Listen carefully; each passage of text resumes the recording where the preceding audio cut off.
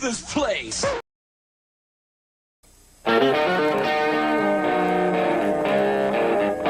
Hey, man, is that Double D? Yeah, man. Well, turn it up, man. Let's just go in and, like, kill all the orcs, right? They're the bad guys, who gives a shit? We just hack and slash and we loot their dead bodies, right? Hack and slash, kill them all, you know, conquer the infidels. Boy, that campaign sounds like a barrel of fun, doesn't it? Somebody who's opening a refrigerator and leaning in, right, is the language of a woman. Somebody who's opening their refrigerator and being cut off halfway through that lean is the voice of like a mermaid or a siren, right? This is not the face of the hobby anymore. And I think there's been mistakes made in years past where people assumed that D&D players were all, you know, white dudes in a basement, which has been a faulty assumption for a lot of years and gets more and more false every day. And so it's, in my viewpoint, honestly, guys like me can't leave soon enough. I just had to be born with empathy and a weakness for socialism and femboys.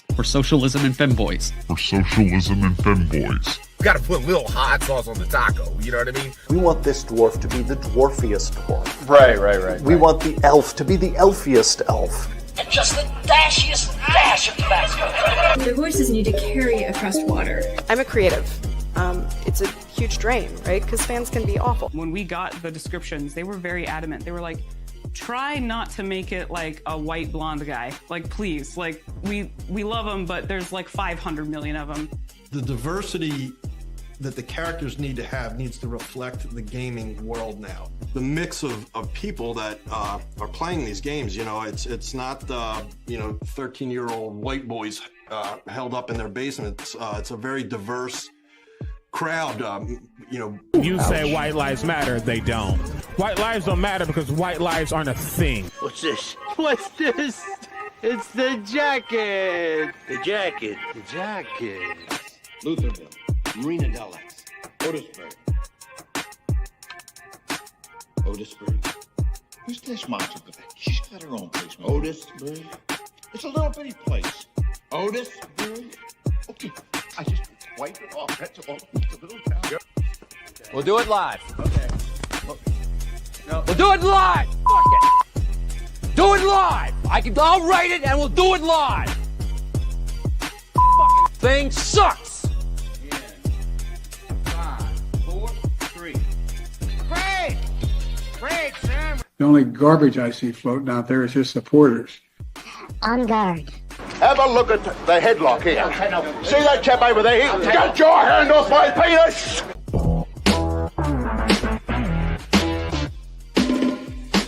Double zeros, baby!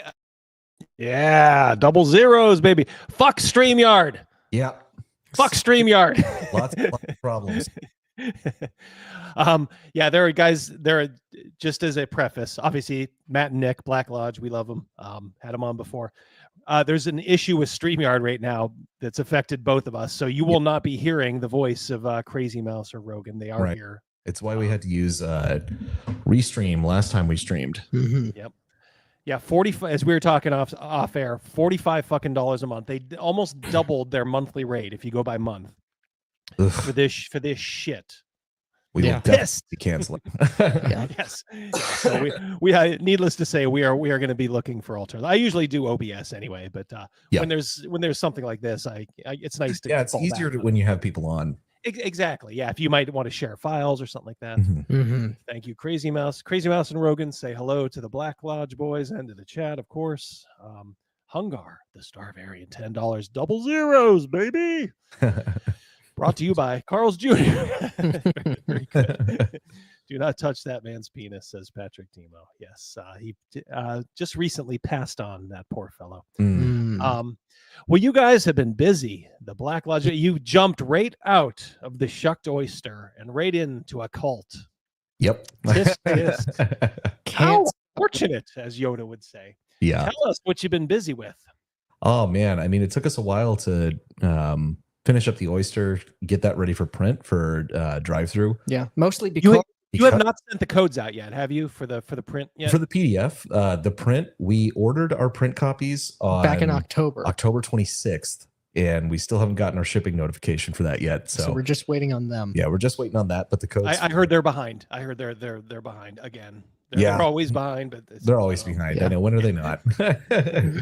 Yeah. So as soon as we get those proofs in and they look good, then we'll send out the backer codes for that. But if you did back the Shucked Oyster, make sure to go check your email in case we did send out the PDF codes, so you can get that through drive-through already. Yes. And then that'll be listed for sale once everything is finished with that. Cool. Jeffrem, real quick. Hope you all had a great week. Just wondering if you know any sci-fi games with a Creative Commons or SRD style license.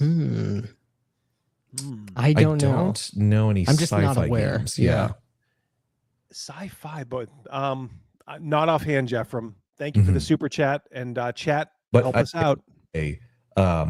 Mythras Imperative, which is orc licensed and what we are using for Cults of Zahak, has rules for modern firearms and for laser guns, vehicles, everything in it. So that is a great place to start if you're looking for something that is orc licensed and open to use. Cool. Where was it printed out? You guys use drive-through for all your printing, right? Correct. Kind of cutting out the middleman, sort of.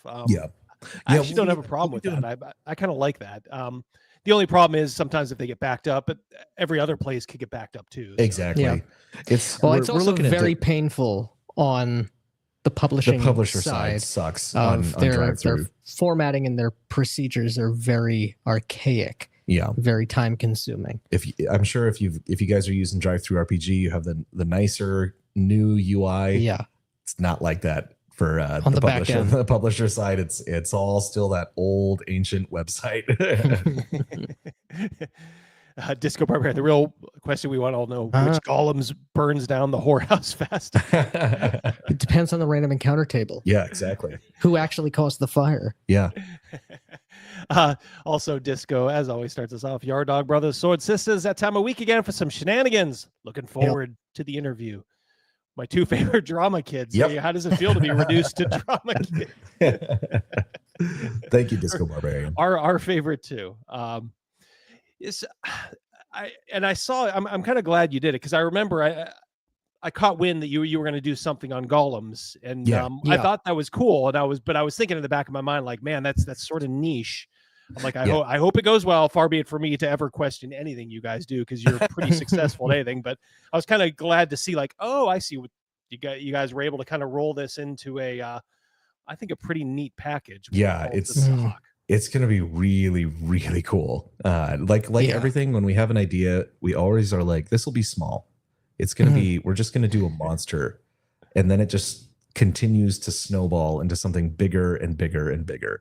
But we have the full structure of everything in place, and I don't think we'll have any massive expansions past what we've already massively expanded. Right. All right. So if you guys look, in the description for the video is the link to Cults of Zahak, the newest crowdfunder from the Black Lodge Boys, already over our initial. We'll call it the initial goal. Yeah. Yep. So let's keep it going here. So I guess one question I had is what I know you guys have a lot of irons in the fire. You like Axe, Axe 2. Oh yeah.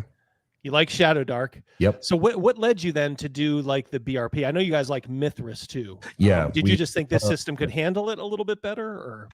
It fits the theme of what we had in mind because, like Matt was saying, this originally spun out of an idea we had before we even conceived of the Shucked Oyster. We wanted to do something with golems, and once the Shucked Oyster had been done, we had said to ourselves, let's go back to that. Let's really start thinking it through. And the more we dove into the idea, the more we realized the broader implications of what are golems, like from an ecology standpoint. What are golems from the standpoint of someone who would want to create these? How would that work? What would it mean to even attempt to do such a thing? And then what are the moral implications of doing something like this in a fantasy world?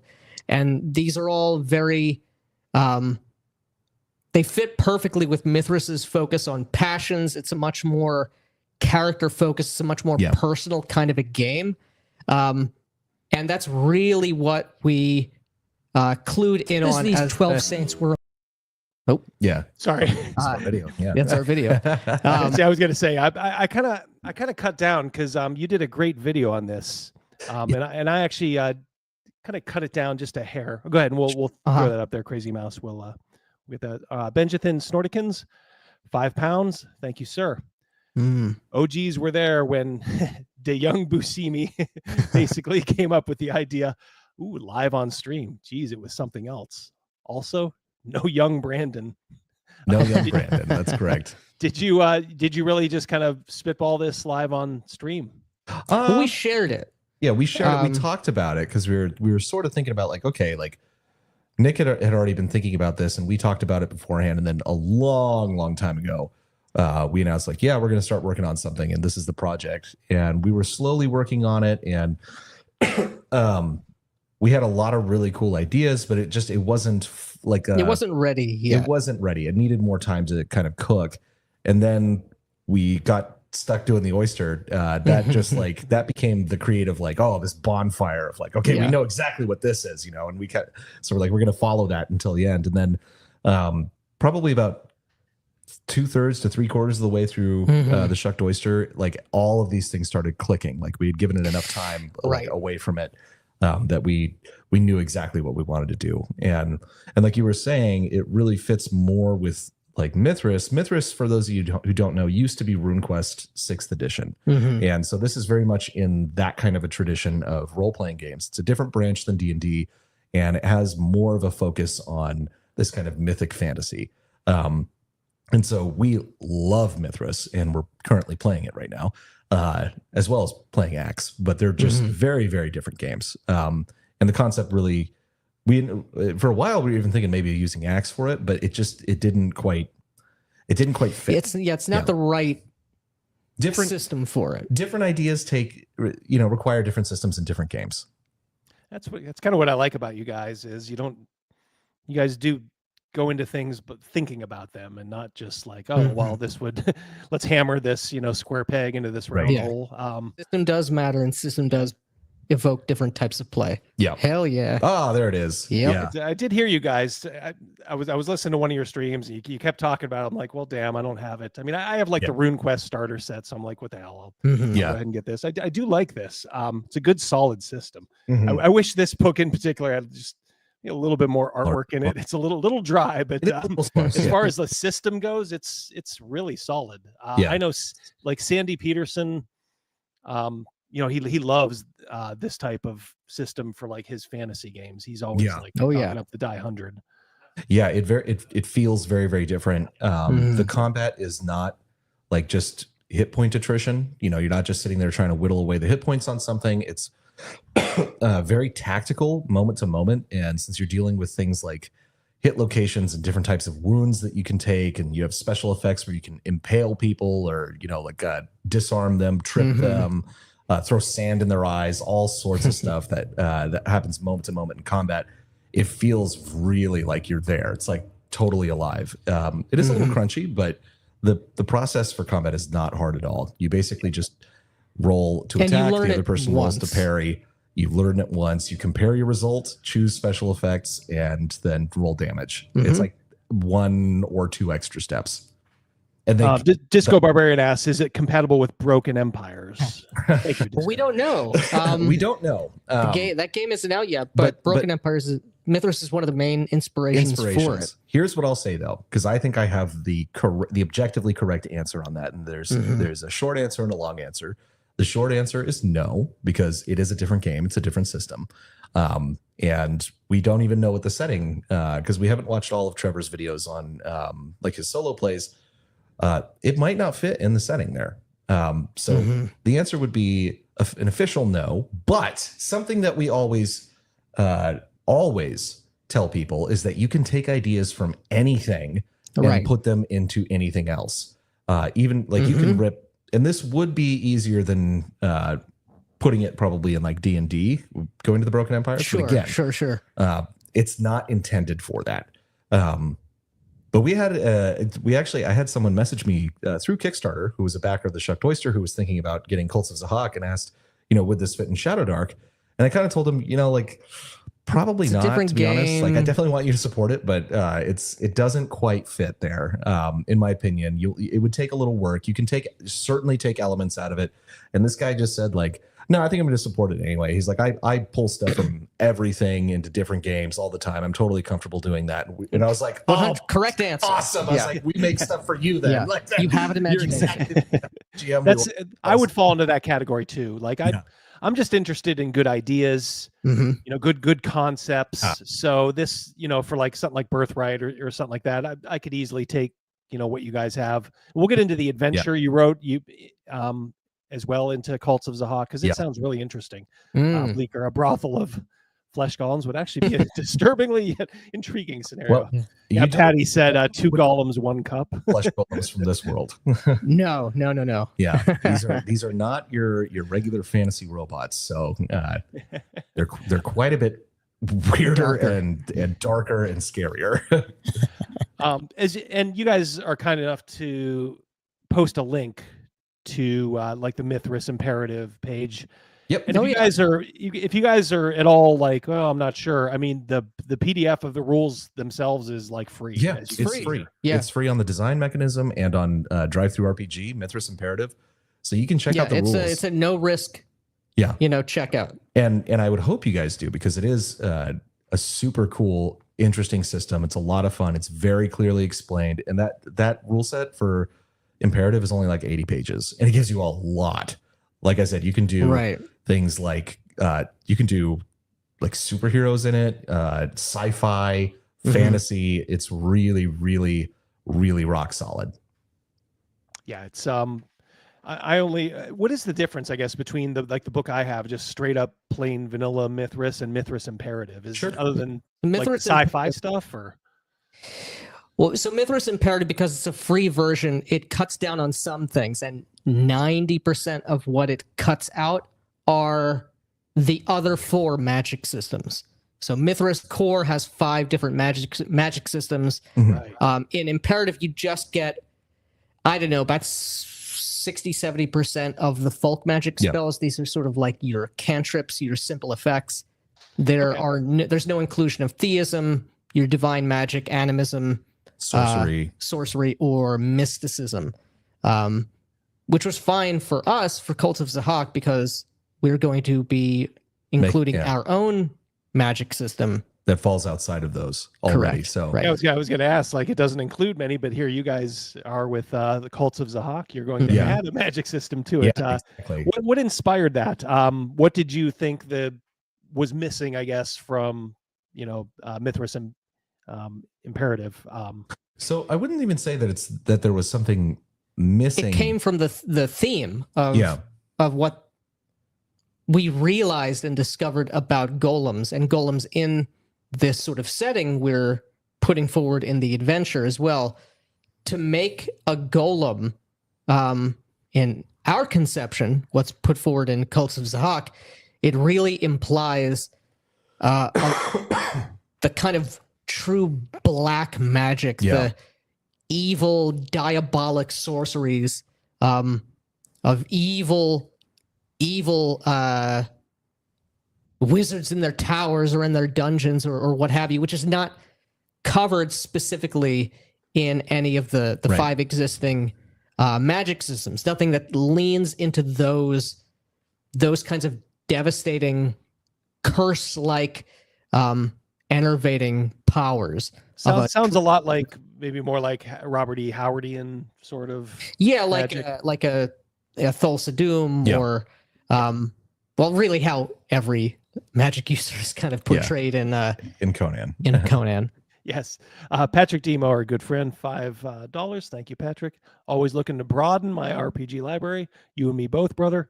Is Mythras currently available, or am I hunting for it on eBay? No, it is very much available. Yeah, you can get it on the designmechanism.com. They're the people who made it. We just had Lawrence Whitaker on our show last week, which was a lot of fun. He's the creator, one of the creators of Mythras. And if you get it from the design mechanism, you can use promo code BlackLodge15 to get 15% off. And we don't get paid for that. We just like Mythras. Nice. Nice. All right. You've used John, Basic Expert, is doing some of the art for this again. Yeah, he knocked the cover art out of the park on the Shuck Oyster, and Cults of Zahak was even more impressive when we got it. It was so awesome.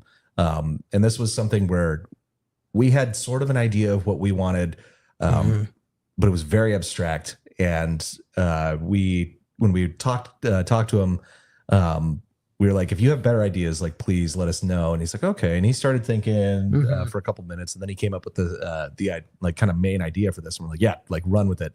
And he spent a lot of time on that. And it's just absolutely beautiful. And you can get it as a poster, as an add-on. That's correct. And you can also get the Shucked Oyster. If you missed out on the Shucked Oyster, you can get the Shucked Oyster book with this as well as an add-on for a little reduced price of what it's going to be when it comes to drive-through. And you can get the poster for that cover art as well. Yeah, you guys are very lucky to have him working for you. He does. Yeah, he's amazing. So he's also going to do a couple of interior pieces for us as well. And we have another artist that Nick knows, Dane Seipel. Yeah, Dane Seipel. He did the golem that's on the page. Yeah, if you scroll down a little bit, this black and white illustration. Yeah, it should be right under there. It is. Yeah. So this is a stone golem in the as determined by us and Dane Seipel. Yeah. Yeah, you got the attention of Crazy Mouse and Rogan. They were like, ooh, that little head there sticking out of the chest. Oh, and my it's Lord, a rib cage in the middle and everything like that. And if you notice, this was the coolest part, is that his lower jaw is missing and his tongue's hanging out. The mandible is actually in the mouth of the golem. Yep. So his lower jaw is in the golem, in the golem's head. Yeah, but he's absolutely amazing. So this is the thing, is like the idea. This isn't just a book of golems, but the idea, like we said, spiraled into something else, and so it's this whole kind of dark religion. Set of religions that worship this ancient and evil deity called Zahak within this fantasy world. And what we provide is, at the outset, 4 kind of pre-made cults that you can drop into any fantasy game, whether it's like Tolkien-esque high fantasy or like Sword and Sorcery, Conan style stuff. This will fit in that. Because Mythras uses 4 different cultural backgrounds as part of its implied setting. You can tailor it to whatever you're running. So how would this dark cult kind of manifest in Conan's village, right? As opposed to Aquilonia, right? Or Camelot, or Camelot, or like anything in between. So you have 4 cultural backgrounds of primitive, barbarian, nomad, and civilized. And so that's how you build a character in Mythras. Is part of it is you choose a cultural background. You get different skills associated with that.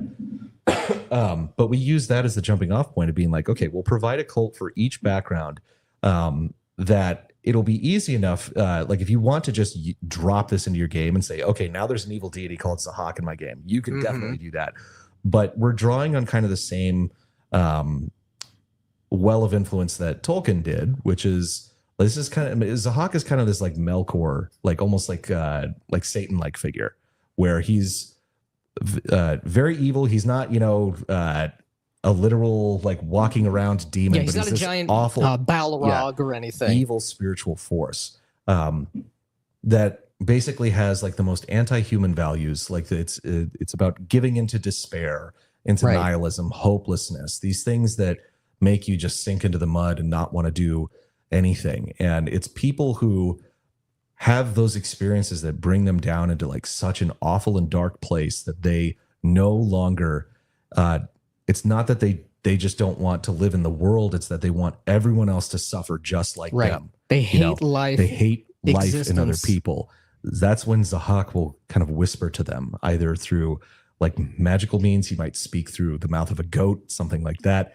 And all it takes is for one person to give into that. Yeah, to let him in. To let him in. And for this to start to kind of fester and begin to corrupt any society around it. And so Zahak also gives these dark cult members this tremendous evil sorcery over time. And so we have 4 cults. We have a new magic system detailing what they can do. And the highest kind of power level of that, the most potent ritual they have is the creation of these golems. And they're not simply a robot, it's not simply a servitor of a wizard. What this is we've conceived of the golem as being like a kind of a demonic idol. It's almost like if you look at like the Israelites in the desert when they're worshiping the golden calf, it's like, what if the golden calf started walking around and talking and doing evil things? Like it wasn't just an idol. So it's like they literally bring these idols to life. And of course, how they do that is super messed up. Terrible. Yeah. So, well, I know you talked about it in the video that you did, Nick, where I love the way you put it. It'll probably stick with me now whenever I think of these types of creatures, because, well, nobody had kind of put it that way, but like luring spirits to this world to trap them so they can inhabit this creature, this horrible creature. Yeah, Crazy Mouse said, I see us meeting one now on Friday night. That's our game night. Yeah. We got to, thanks to fucking StreamYard, we got to do this through smoke signals here. But but I do love that's the way you look at it. I believe you described it as a crime, right? Yeah, it totally is. Because here's the secret thing about our game. It's not really a secret at this point, but this whole kind of setting that's being implied here and the adventure that we have, this is a vertical slice of a game we're making. This is a vertical slice of a setting that we've been thinking about for a very, very long time. And in that setting, mankind, like your ancestors, people who do truly great acts of heroism can kind of pass on through this kind of minor apotheosis, and they become kind of a guardian angel almost over their people. And so your ancestor spirits may watch over you and watch over your tribe, your civilization, whatever it is.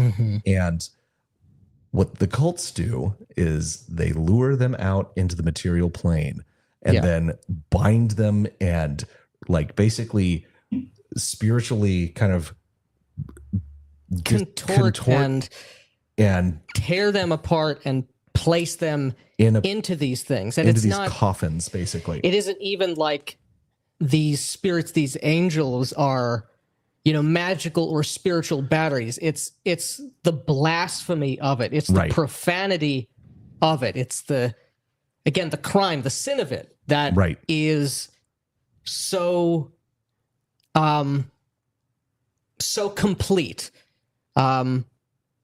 so blasphemous that basically creates this inverted life. It's a mockery of life. This mockery of life, which is itself a kind of a conduit or a vessel or a hole in an otherwise righteous reality through which pure evil can do its work in the world. Yeah.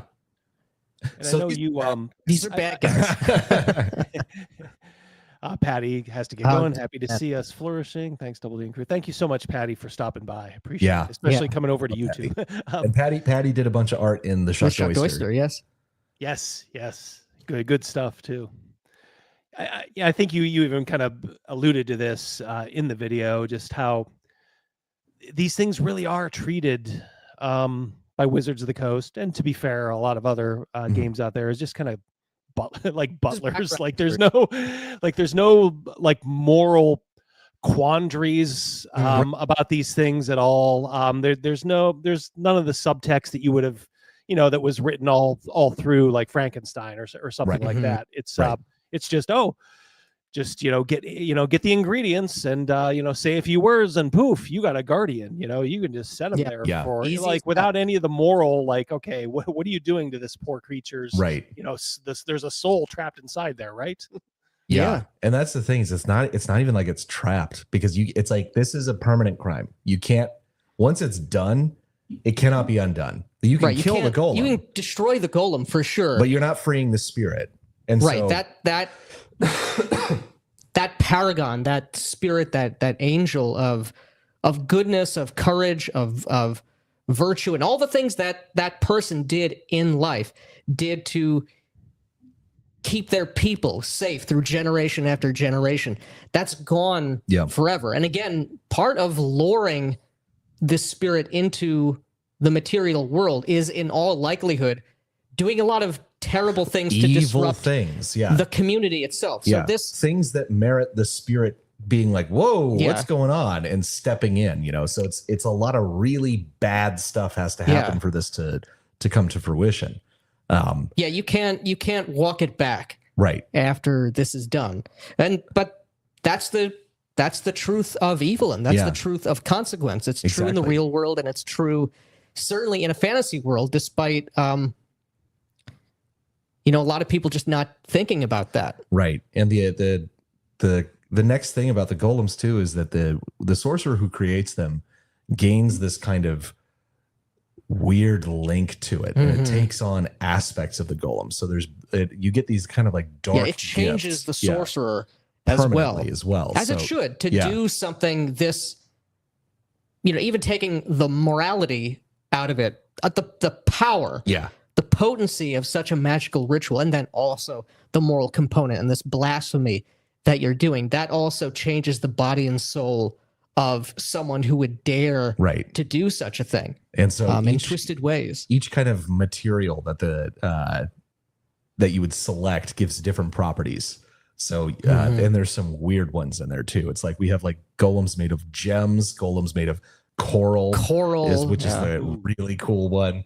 It's really, really good. And then you can hear the passion kind of coming through. I don't think you can fake that kind of passion, that kind of enthusiasm for this. What do you think was the spark? I mean, was this something that maybe one of you guys was really had like a thing for it, maybe talk the other into, or were you both kind of on golems at the ground level? We definitely both jumped on board the train, but I've always liked golems as a creature type in RPGs. I've always thought they were cool, and I've always been disappointed that they were again background material. In fact, I don't remember who it was. There's some YouTuber out there. I legitimately don't recall their name, but they were saying, I love using golems as a monster type because they're a consequence-free encounter. Like, dude, you've totally missed the lost point. The plot so much. So I've always liked golems, and another pet peeve of mine is just a lack of morality and a lack of like these broader existential consequences for there being magical power. Whether you're a wizard or a fighter or a barbarian, there are supernatural forces in the world, and what is at its base. What is the core theme, the identity of a golem? It's taking unliving matter or inanimate matter and making it animate. You're mimicking what the gods are doing. You're trying to create life. And that has certain implications. And so let's follow those implications to their conclusion. And there's a lot of drama there. Of course, obviously. So let's remind people how cool, how awesome, how dramatic, and all of the additional hooks that can happen. Because even if you don't have a golem in your game, a dark sorcerer who is trying to make one of these things, this is a years long. If we imagine him as like a player character for a moment, that's a years long campaign to gain the power, the knowledge, acquire the appropriate materials, learn the secret, find and lure out the spirit. What kind of spirit, right? All of these things matter to that person. And so as a villain, or even as just a character out there in the world who isn't, the main antagonist of a party, there are second and third order consequences in a region, in your world. Right. It implies so much else So many going other on. It's awesome things. Yeah, if you run into a golem in this setting, the implication is a million bad things have already happened. Yes. And there's like a lot of crimes to investigate. Oh, And yeah. it implies that there's some wacko sorcerer out there, and likely a fairly large cult supporting this. And so it's like it instantly kind of spawns its own adventures. Yeah, it should be the focal point, rather than just a throw in. It's not a guardian. It's like Crazy Mouse said. He just brought up like Geppetto. Any of those classic stories. It should be the focal point. The entire. I mean, it should not just be a villain that you just hammer down and right. It's not just guarding a chest of treasure. Mm-hmm. Yeah, exactly. Yeah, that would be the worst thing you can do. Well, and it probably wouldn't do that. It wouldn't do that. 'Cause that's the thing. Even when the golem is created, it sort of is a vessel for Zahak himself in a strange alien have way. It doesn't just consciousness, so to sit there. speak, but it's you don't have a doing control rod. It's not, it's doing its own thing. Yep. Let's talk. All right. So we know you're getting some great villains here. You're getting 4 cults that you can drop in. Yeah. But there's also in the final chapter a full city sandbox adventure. Oh, yeah. You already got my curiosity there. Yeah. So this is Shadows over Avaloch. Yeah. Tell us a little bit about that. This is in the same style of the Shucked Oyster in terms of having the conflicting motivations, all of these different NPCs that have, it's like this big web of intrigue. We have over 3 dozen NPCs in this city, 13 different factions, multiple big random encounter tables. So we're following the same kind of structure that we used with the Shucked Oyster because it just really worked. Really worked well. And I really encourage people to actually run the Shucked Oyster because it'll blow up your campaign. It's awesome. But the idea is it's basically taking place in this very important city. It's kind of the jewel of humanity called Avaloch. It's, if you think of it as kind of like a Camelot but bigger, and there's a holy site there, the Isle of Avaloch, a bit like Avalon, so to speak. That is where the Temple of Hope is. Basically, the like Temple of Saint Euphrosyne. Saint Euphrosyne, yeah. The each god represents different aspects of the values that are the virtues of man, and so hope being the ultimate repudiation of the black pill, the ultimate repudiation of despair and whatnot. She is the saint of hope and willpower. Hope is not just, it's not innocence. Hope is usually portrayed as innocence. Yeah, it's like an innocent little girl. It's like, no. Hope is the most courageous virtue. Yeah, the Hope one Temple can have. guys are absolute badasses. Absolute badasses. But this isle, it has this like basically this font of liquid gold on it. It's like this remnant of the kind of like time of myth. It's cool to the touch. It's used for like baptizing kings and things like that. It's a very different, weird place, but it's a holy site. And so you have people from all over the empires of man coming to basically go on pilgrimage there. But for some reason, the temple has been closed off. And so you've got thousands of people piled up outside the gates who can't complete this pilgrimage. And once you start, you can't stop. Like you have to complete it. This is like in middle. I love that aspect. I love that part of it. And so, and people are like, why is this closed off? And people are a little spooked because, again, like the people who work at the Hope Temple are not just demure little. They're not just goody two shoes. People. These are like, they're not, gee whiz oh shucks people. Absolute badasses. And something has happened. Has happened. And there's rumors. There's weird spirits being sighted in the city. But the main problem is that basically you have a rightful king who has left the city on crusade, and he's been gone for years. He's still out there, and he's still on crusade, and it is a righteous crusade against the vile Sobek lizard man that must be destroyed.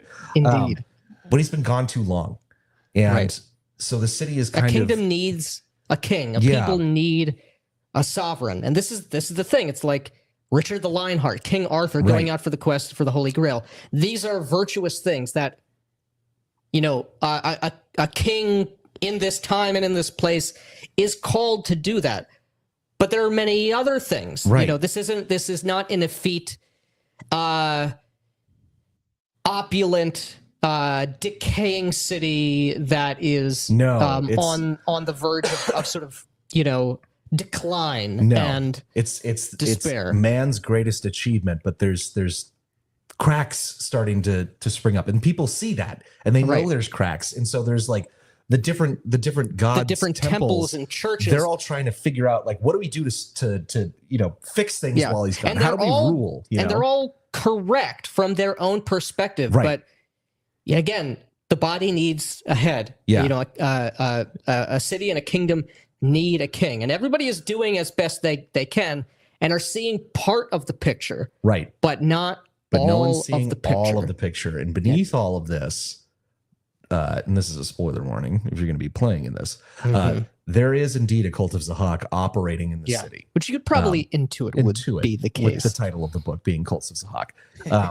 But so there's a lot going on. There's a ton of different factions. There's all of these. There are all awesome characters that are going to be in there. All of the young men went off on crusade, and it's been years. So all of the new young men are getting kind of like restless, and so you've got these like hedge knights showing up, and they're starting guilds in the in the city, and they're trying to like police things. Yeah, we're trying to they're hot-headed. They're getting in fights in the street and stuff. So there's lots of conflict and lots of things going on. But what's again the best thing is I hate this every time I see it. Again, this kingdom of man is not being portrayed as the bad guy, the corrupt city, the corrupt nobility, the corrupt church officials and priests who just need to be overthrown. Right. It's not that. This is a virtuous. There are a couple of ones that are corrupt. But if they were to be found out, well, I'm not even talking about that. Yeah, there's multiple levels of corruption. There's multiple levels. The truly corrupt of worshiping Zahak and whatnot. But there's some people who are less than stellar moral character. But there's just tons and tons of stuff going on. So this is again like the Shucked Oyster. This is not a linear adventure. This is not something that like, we're going to sit down and play Shadows over Avaloch tonight, and we'll go through 6 rooms and it'll be done. This is a place with a lot happening and a lot of people. And however you decide to proceed, the things and the people and the factions you cooperate with, that'll have ripples. Those you make enemies of, that will have more ripples. Those you ignore will continue to act and will create ripples themselves. So you help someone, you're already stepping on someone's toes without knowing it. Well, it's the way it should be. Someone's toes. It's absolutely the way it should be, especially in like with a big city. You got to treat it respectfully, and it's never going to be simple.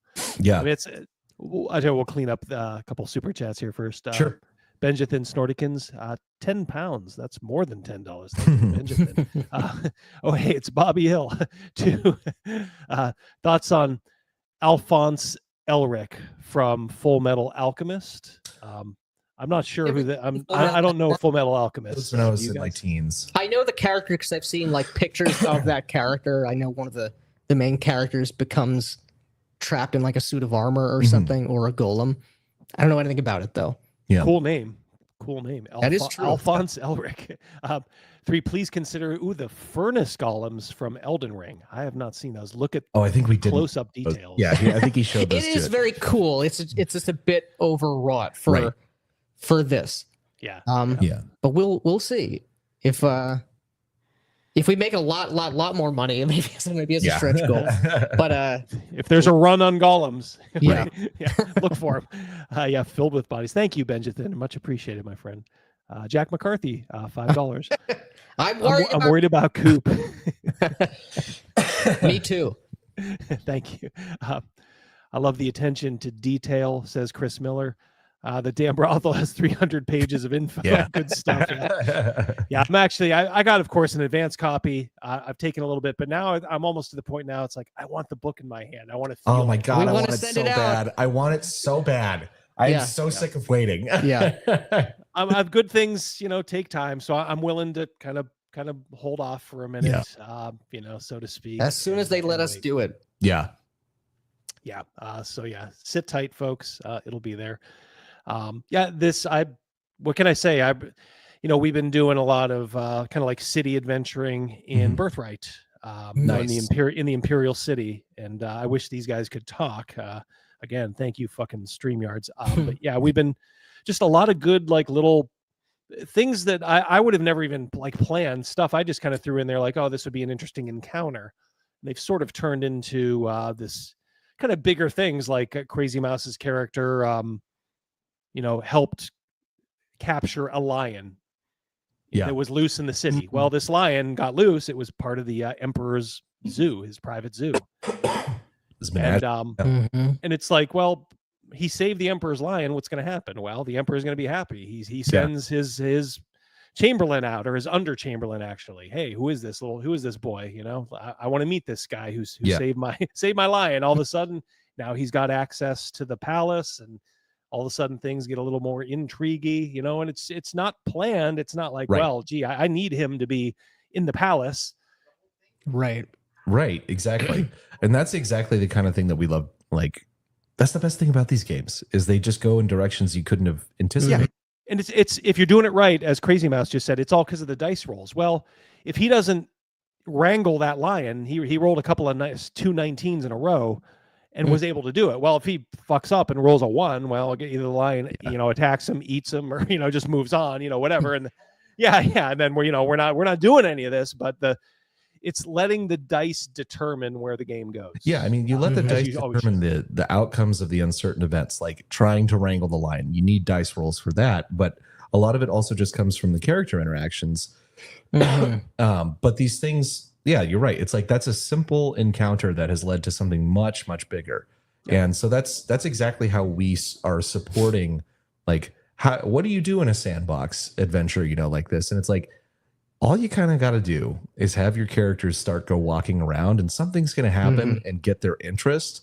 And just by getting involved with whatever character that, they've run into, that's going to have ripple effects. As long as you read the book in advance, if you actually read all the characters, you'll know it's going to, like, oh, this guy's connected to this person, so we can bring this element in. And it's a much easier way of having just kind of a plot. Yeah, having a plot. Yeah. A plot will develop no matter. So yes, it's so terrible to just lay something out like that. I'll do one more from ours. Sure. And it was just the simplest thing. Our bard was on essentially like a date with one of the leads in the city's theater. Well, the best bard in the city, this guy Rigoberto, was singing, and he essentially called the character up, my player, his character, the Red Canary. Oh, come on up, sing. Well, I'm like, all right, you roll for you. I'll roll for Rigoberto, the bard. Well, I fucked up and rolled like a 1. He rolled really high, so all of a sudden word starts to get out in town. Like, did you hear how Rigoberto shit his pants up there? So this guy took like a life stinks like character arc. Rigoberto, he was like on Skid Row, so much so that he hired an assassin to kill like the bard, and almost succeeded. Yeah. But there's our bard, sensing that like he can't always be doing this, and maybe didn't want to kill him. He like tried to like raise him back up again. He's like, all right, I know you did all this stuff, but you know what? I'm gonna do a redemption tour with you. We're gonna play a couple of sets together and build you back up. Is role playing right there. Yes. Exactly. Playing an actual character. Yeah, it's so fun. Yeah, it's so fun. Full Metal Alchemist is worth a watch, says Patrick Demo for $2. Thank you. Nice. I will put it on my list, as they say. Hyperborean, 25 planers. Is there any solution to reduce shipping costs of physical copies when sending items outside the USA in the future? It pains the very soul. I hear you, man. I see some of those costs and I'm like, oosh. Yeah, I don't know. I mean, drive-through prints in a lot of different countries, and so you should be able to pay local shipping for books for the most part.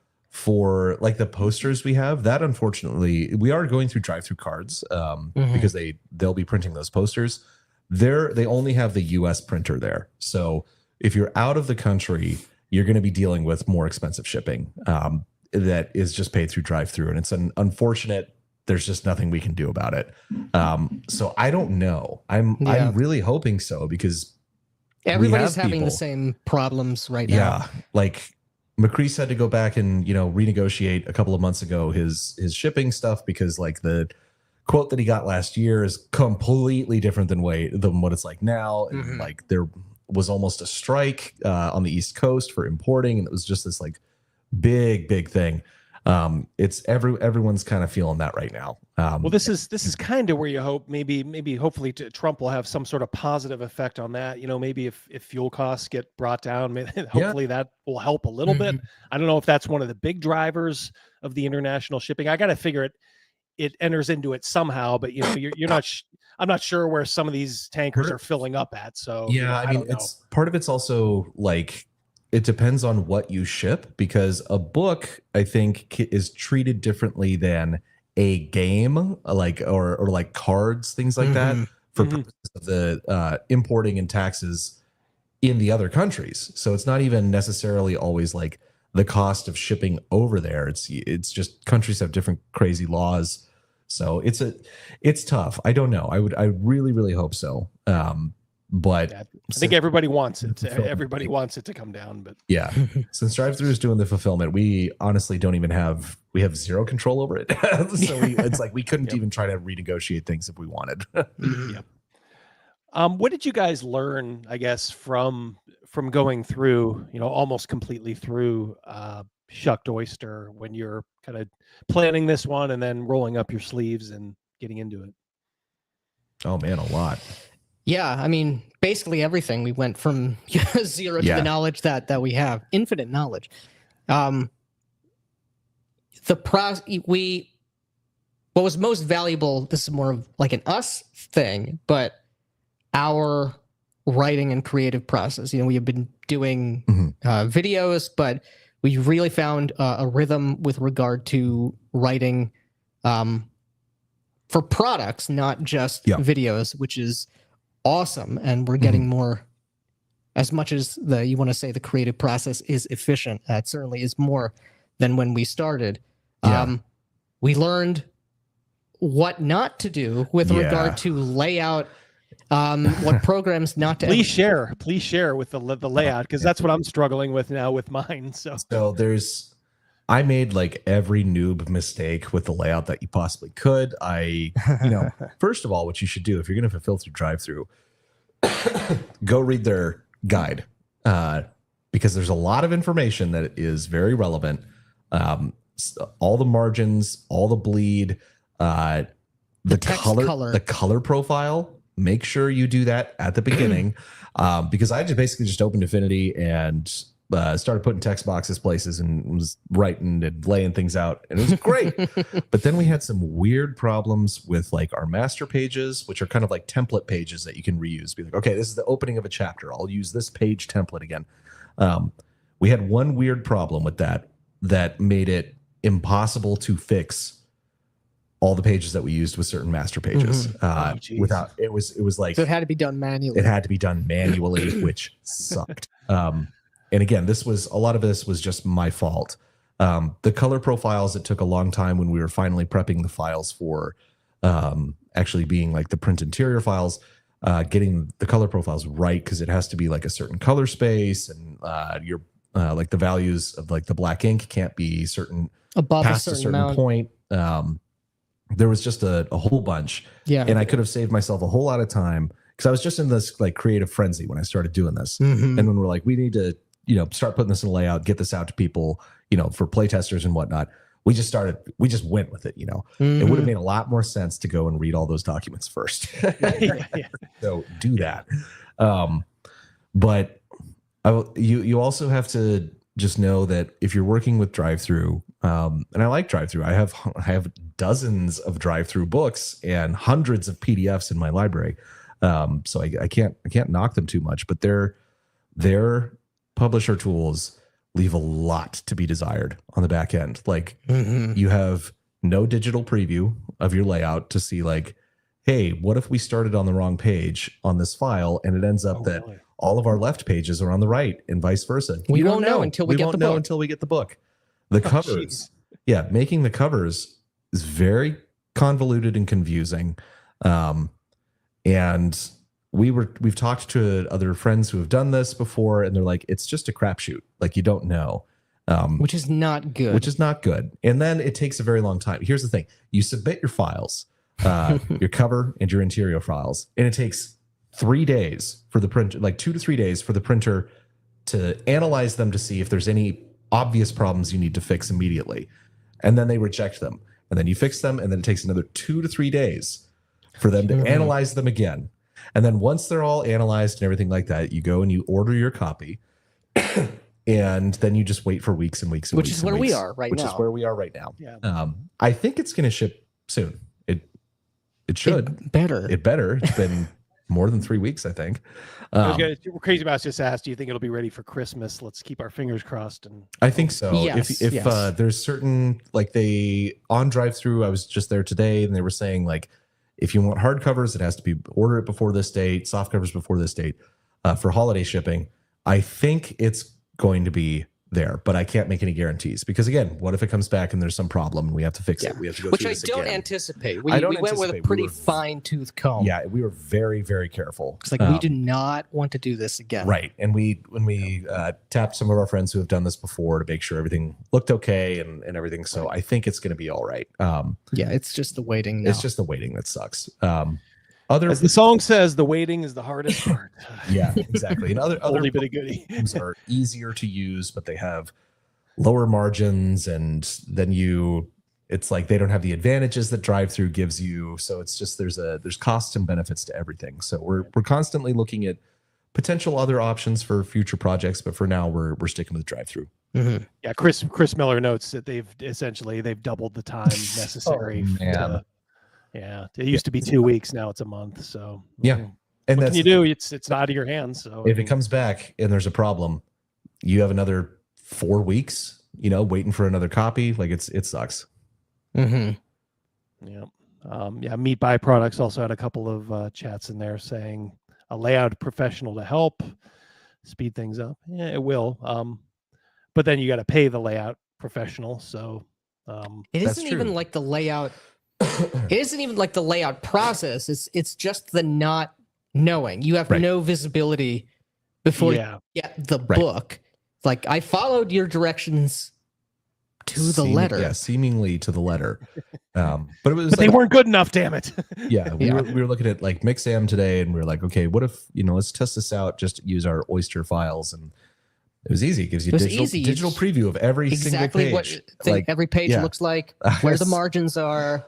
They're like, this is where we're going to cut the page. It was just like, oh man. The turnaround time is so much better. But the thing is, the margins are it's a more the profit margins are not nearly as favorable as they are for drive-through. So again, costs and benefits. Right. Yeah. What do you guys think? I guess as we get close to the end here, what do you guys think is the lore of like cults as like bad guys? Because it seems to be almost universal, not just in games but in movies, and good Lord, even in modern day like politics, both sides will smear each other as, well, you guys are in a cult, you're in a cult. So what do you guys think it is just about that whole thing? I mean, is there something visceral? There is. There's something.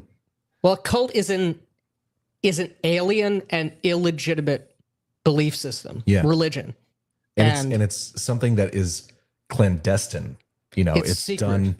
Yeah. It's secret. It's under the surface, and there's so many good stories. Like you said, it's like, look at like Rosemary's Baby, like such a classic horror movie. So good. And that's all about this like Upper East Side, New York City. Things are happening beneath the surface.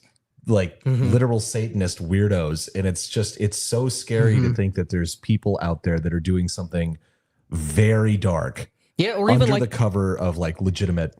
Like the classic, well, I guess also the more modern, but I've never seen it and no one should. But the classic Wicker Man, one of my favorite horror movies. These are a throwback pagan cult that's doing human sacrifice on an isolated island off the coast of the UK. Right? in isolation. The mainland authorities are not watching them, and so they can do these terrible human sacrifices and these atavistic rites beneath the noses of the regular populace. Yeah, there's just something scary about people.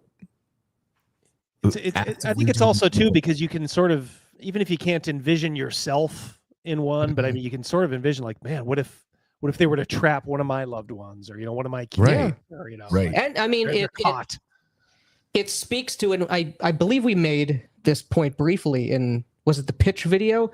I don't recall, but it's very easy, and there's a reason for it. It's very easy to point to recognize, and to spot the external threats to a culture, a civilization, a people. The orc hordes, Mordor, it's smoldering black and it's in the distance. There's Obviously, a volcano. a little volcano with a flaming eye on it. Obviously, that is a legitimate danger. It's easy to spot. What's less difficult to spot are the threats from within, the degradation to virtue, to order, to civilization. Right. Denethor was the rightful steward of Gondor, but he did not have the appropriate spiritual fortitude, right, to occupy that role. And looking at someone like Wormtongue, getting in the ear of the king, and like, that's corrupting him before your very eyes. Yeah, exactly. Because it's there's a great line from, and I'm going to butcher it, from The Fountainhead, where Dominique Franken is talking to Gale Wynand and is telling him that he's going against this villain Ellsworth Tui, and she's saying, Gale, you don't get it. You're a tank, but it's like he's mustard gas. It's like you can't fight that with with your hands. It's something way more insidious. That's part of the element of it. It's like, obviously in this game you can kill these people, and we definitely encourage you to do so. Correct. But it's hard. It's much harder to spot, and when people begin to listen to these bad ideas and take them to heart, it's like it's so bad. It's a cancer on the body of the people. Right. Yeah. Kudos for bringing up The Fountainhead. People always, bring up Atlas Shrugged. I think The Fountainhead is like a far better book. Yeah, I love The Fountainhead. Yeah. Jeff from Denkar for $5 Canadian. Thank you, Jeff from. What are other issues that first-time writers and publishers should focus on when they work on their first products? Thank you, Jeff from. What are other first-time else other than the layout and that kind of stuff? Any fundamental stuff? I mean, first off, focus on the writing, the creative thing, the thing that is drawing you to doing it. Like, put as much wood on that fire as you can, and go with that. The layout can come later. The art can come later. And here's the other thing. There is a ton of great inexpensive art on Drive-Thru RPG, stock art, from amazing artists like Dean Spencer. Like, we've bought so much stuff from this guy. It's insane. He's so good. There's a bunch of really good art on there, so you don't have to pay tons and tons of money to get original art for your books. That's good if you have the resources to do it. That's amazing. We love original art, and that's, we're spending some money on it this time as well. But there, you don't have to.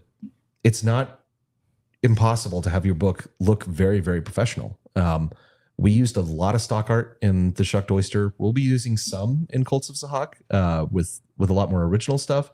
In layout, you can learn that. Like Kelsey Dion, I think she did like a Udemy course or something like that. Yeah, you don't need a doctorate. Yeah, you don't to do any of. You don't need an expert on this, and you can get programs like Affinity, which we used. That's cheap.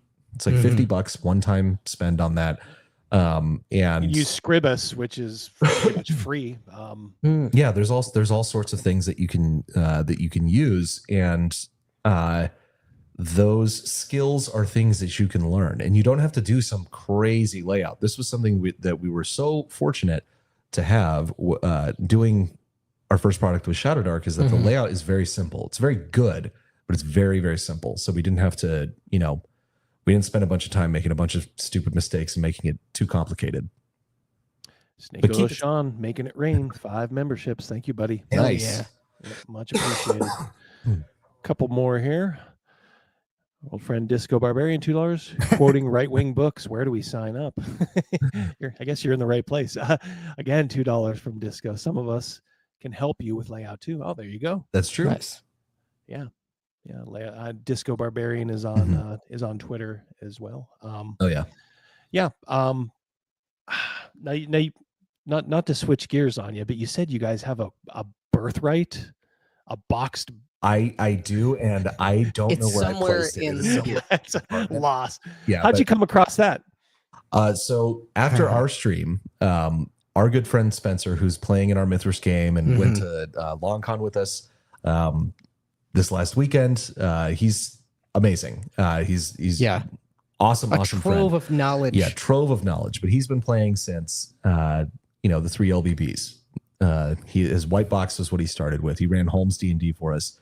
But he was we were over at his house playing a game one time, and he was just like, I think I've got Birthright still. He's like, I never used it. I'm never going to use it. He's like, do you want it? I was like, yes. So I got the box and I opened it and I was like, oh my God, the war cards are still, they haven't been punched out yet. Yeah. I was like, man. I was going through, I was like, very carefully touching this art. This is so beautiful. It looks brand new. It's amazing. I have everything. I have all those cards. Yeah. I don't think I've lost a one. The only thing that I've lost is there was a little box, a fold away box that you could use to store those cards. That you like put together and then like taped, and somehow I think that's probably in there. Yeah. I'm sure that's probably in there. That would be the only thing I don't have. But my maps are beaten and battered, but we still use them. And used is the important thing. Yeah. Yeah. Oh God, are they used? But Box Birthright says DB. They've been practicing that black magic they come up with. Yeah. That's obviously, as you guys know, it's my personal favorite, but just when you go through those books, just the quality. I'm so glad they I personally do like the OSR, the old school layout, the black and white, that stuff. That's great. I do love it, but I was so glad that Birthright was just so different. Yeah. It's so very different. The art is very, very cool, and there's almost like watercolor in some of it. It's just so. There is. I was, in fact, for mine, you were talking about getting way, way over your skis as far as like layout. Well, I was already trying to through AI make some of those like watermark pages. I was going through Photoshop. I'm like, all right, I'll lighten it. Still don't know if it's going to work. Yeah. But when I put it on there, I'm like, that doesn't look half bad, and it does sort of remind me of like Birthright, but I don't know. We'll have to see what the final looks like. But holy smokes. That's such great memories. Still going. Yeah. Was there anything else we did not touch on that you guys want to hit before we say goodbye? I don't think so. Other than I really encourage everyone to check out the Mythras Imperative rules. They're free and they're so good and they're so fun.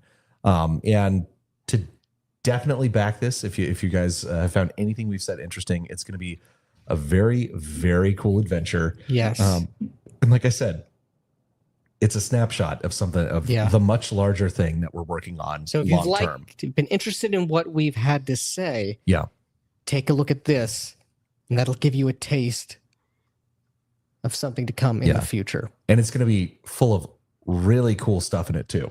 If you like that stone golem, I've got the sketches of for the crystal golem, and it looks fucked up and awesome. Amazing. Yeah. So we've got at least, I think, 5 pictures from Dane highlighting a different creature type, shall we say. Well, I'm in. I usually do. Anybody I showcase, if I'm showcasing their Kickstarter, like I said, I never feel like I should ask my audience to support something that I won't. So I obviously will be backing this, like I did. Thank you. Thank you. No very problem. much. Yeah, and I would say even if you're even if you're lukewarm on the Mythras system, I mean, if you're an experienced DM, you know how to mine this stuff. There's great concepts here. I can tell by the way you wrote the adventure, like the thumbnail. There's great concepts there. There's great, underlying, kind of studs there. And it'll work with, if you don't like Mythras in particular, any D100 system like BRP, RuneQuest, like it'll work pretty much with any of them. Because they're all in that same kind of family. So it's got, and the other thing is it's since this is based off of an orc licensed product, this will also be orc licensed. So if you like the ideas in it and you want to use it for your own stuff, you're going to be able to do that as well. Excellent. Well, there you go. Well, a little bit more of an abbreviated stream. Like I said, thanks to StreamYard's unfortunately. shenanigans. But yeah, check it out, guys. The link is in the description of this live stream, and see if it's right for you. If you look back at the Shucked Oyster, you kind of know that these guys have a passion. For producing good stuff. If you missed the Shucked Oyster, if you get the hardcover of this book, you can get it, the Shucked Oyster as an add-on at a greatly reduced price from the what will be on drive-through. Yes. Yeah. Yeah, you guys can see here just real quick the different levels. You can get a digital version if you're on a budget. Cash is tight, $15. That ain't bad. But if the hardcover, print on demand, and digital, $40 plus whatever drive through. We'll charge you for shipping, which it probably won't be too bad. Yeah. Yeah, Scott, he said Crazy Mouse said, hire Scott Garibay. He'll deliver it right to your door. He'll make a video about it. Make it We've got posters, we've got the add-ons. Yeah, the add-ons. Yep. We've got stretch goals coming, which are going to be pretty cool. We're going to create an NPC adventuring party, pre-generated characters, so you can just jump right in. They'll be tied in, have their own motivations that are tied into the lore, everything, so you can just get started. Beautiful. Yeah, and here you can see those add-ons, the digital of the Shucked Oyster, Cults of Zahak poster, that's of that beautiful cover that John did. Shucked Oyster poster again that John did. And the print on demand and PDF of Shucked Oyster as well. No, that was just the video. I think we kind of covered the high points when we were talking about golems. It goes without saying, and I think Crazy Mouse was kind enough to say it earlier, subscribe to Black Lodge if you're not already. I have a suspicion most of you already are. Oh, thank you. But that video that Nick did on golems was pretty good. Thank you. I would say absolutely watch that. If you hire Scott, each book will be delivered with a free bag of Taco Bell. Some grease stains on it. It's okay. You don't mind a few thumbprints. I have a friend, now dearly departed, but he was like our early introduction to role-playing stuff. Yeah. And he was just famous for eating over his books. And then when you'd borrow them, you'd like, page 62, and there's a half a sandwich in there. You were like, oh, man, what is this? It's just always fun. All right. Well, I'm going to let you guys go. Best, as always, to both of you guys. Always great talking to you. Yeah. Thank you for having us. Oh, yeah. Very much appreciated, man. No problem. Yep. Crazy Mouse and Rogan say good night, as I'm sure does the chat. And we'll catch up soon. Cults of Zahak. Check it out. Chat. All right, guys. Oh, there you go. Matt and Nick, the Black Lodge guys. Always, Texas, I believe they are in Tejas. Yeah. Yeah.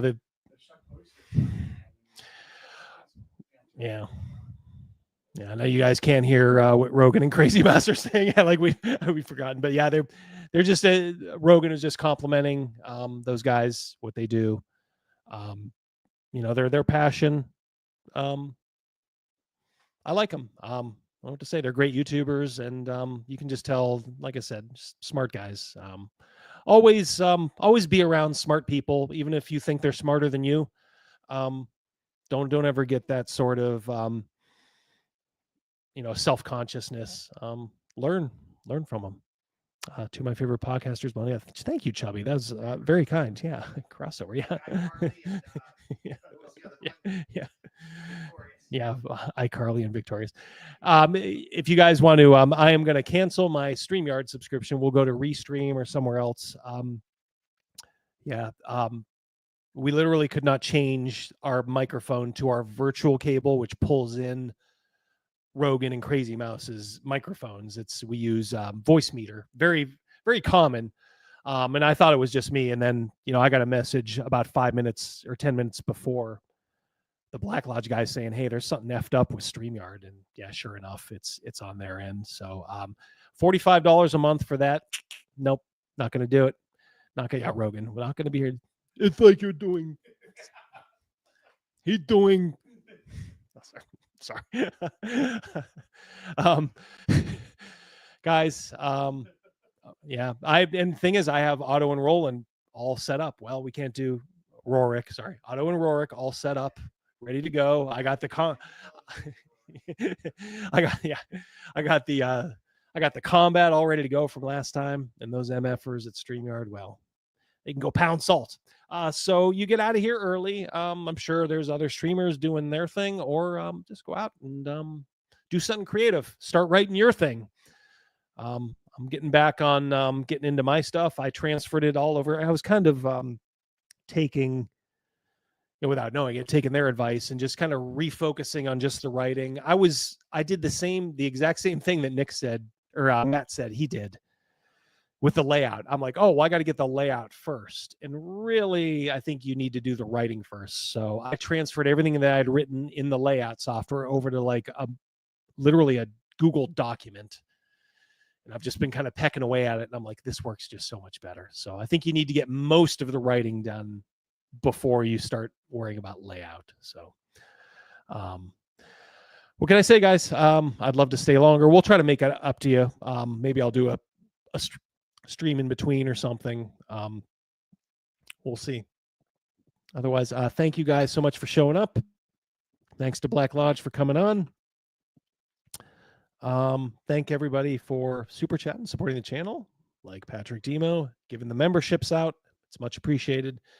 I'm currently working on my own thing. Ooh, I'll take that advice. Well, Patrick, you just let me know if you want to ever promote that. Yeah, you will. You of course will have an outlet here. You and your wife were very nice. My wife still talks about how very nice you and especially your wife was. When they were talking. Yeah. Yes. Sorry, meat. Other meat. Meat's many uses. We got two meats here. You are too late. Microphone issues. Thanks to StreamYard, not us. So we're gonna let you go. Yeah.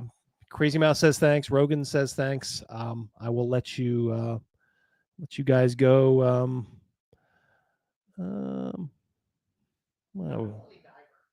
Holy Diver. Okay. Yeah, they want Holy Diver. All right. Yeah, our little creativity from way back. I just gotta find it here. Yeah. We'll do it live. We'll do it live. The hell is it? I got to get rid of some of these. Some of these are. Oh wait, I got some Ginny D. Some Ginny D-isms.